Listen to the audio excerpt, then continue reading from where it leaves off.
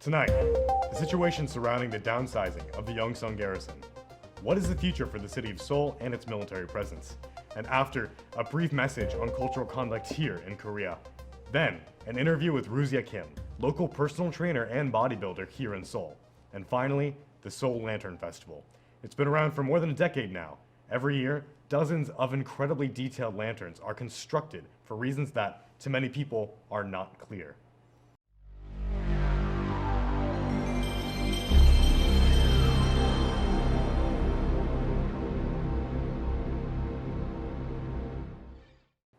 Hello and welcome to Pacific Seoul News. I'm Ethan Purdue. Roughly 2/3 the size of New York Central Park and located in the heart of Seoul, South Korea, the Yongsan garrison was once a massive military presence inside the hustle and bustle of the city. This site served as the headquarters for U.S. military forces stationed in South Korea until just recently in 2018.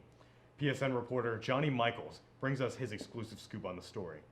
Thank you, Ethan. I'm currently on a tour with a small crew around Yongsan Garrison Base to fully get the history of what happened on this base, and yeah.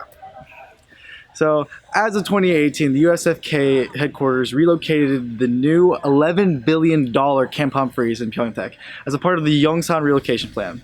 This means that more than 20,000 troops and families members are being relocated to either Humphreys or Osan Air Base.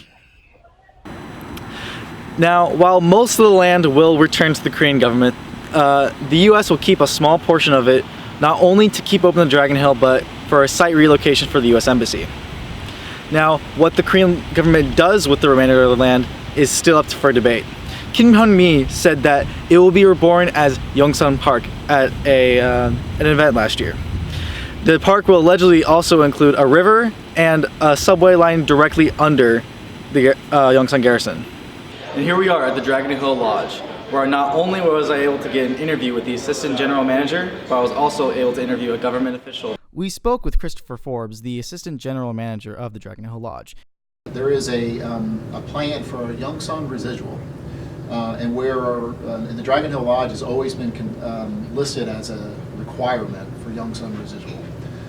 So there's going to be a very small military operation, USFK forward operation, and there'll be some services that are provided there, pass and ID, mailbox, post office and that type of thing.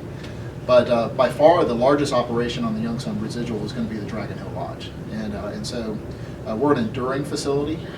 There's no plan to close the Dragon Hill Lodge. In fact, there's the opposite of that. There's a plan to stay open indefinitely.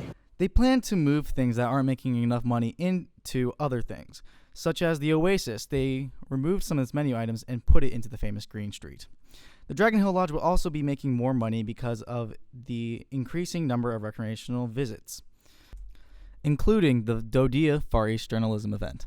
So instead of a constant flow of PCS and TDY travelers, we've adjusted our marketing and our services and our offerings to appeal more to groups and to leisure travelers, and that's the way forward for us. We also spoke with Michael Heberer, Director of Plans, Training, and Mobilization Security, who said that it is a positive thing to return the land in the heart of Seoul back to the people. I mean, for the people of Korea, returning this land in the heart of the capital is definitely a bonus, I think, for the U.S. Rocket Alliance. Even though this is a sad time for him, it's okay because he has made a lot of fond memories learning about the Korean culture over his 10 years of working here. What are some fond memories that you've had here? Various USO shows, but really the Korean culture. Learning to like Korean food. I didn't like Asian food at all before coming to Korea, and getting to know another culture.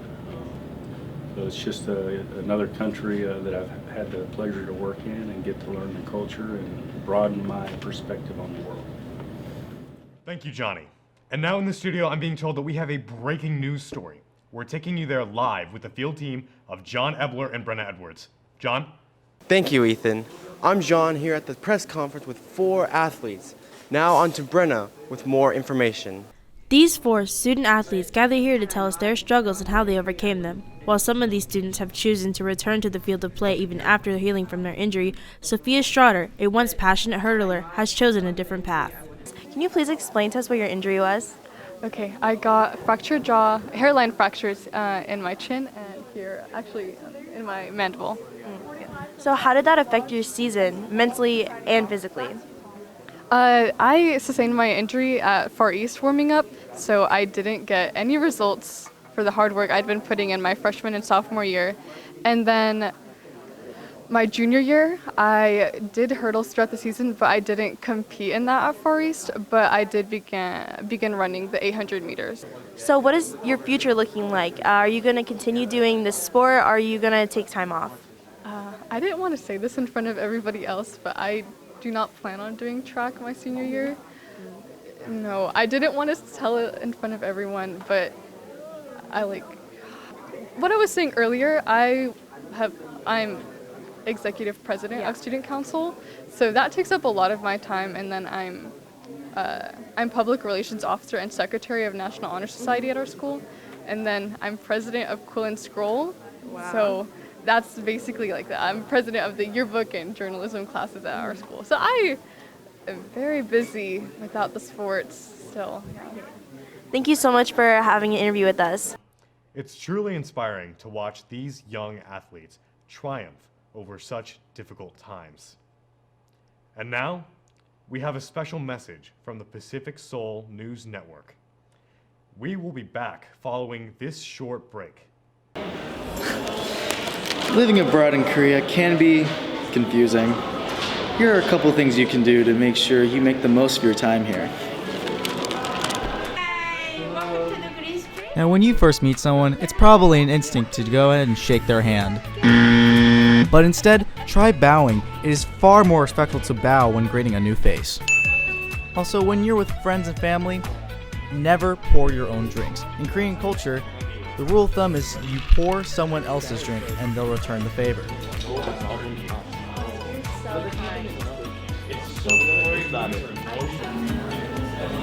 And lastly, never tip at restaurants. Tipping at restaurants in Korea, especially if it's not a Western style, can be considered rude.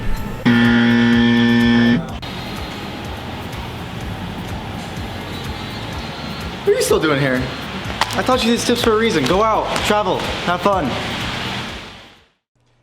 Ruzia Kim is breaking tons of barriers in the Seoul area.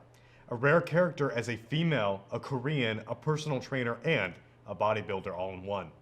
PSN was fortunate enough to get an exclusive interview with Kim. Our reporter John Ebler brings us the story. Ruzia Kim has made a memorable career between being a mother of two, the owner of a restaurant, an actress, and she has made her mark in the fitness world. Did you find it hard to pursue your dreams of bodybuilding while being a Korean woman? I'm married and have 2 children. It is very difficult for married women to work. But I wanted to do a professional job, and my husband actively supported me to make that dream come true. So I thought I must do it now.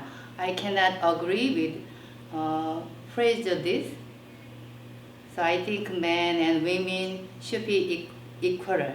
I'm here with Ruzia Kim to help me get my beautiful body. Let's do this. Okay, John. Are you ready? Yes. Yes. Who? Yes, good job. Oh, 1, 2, who?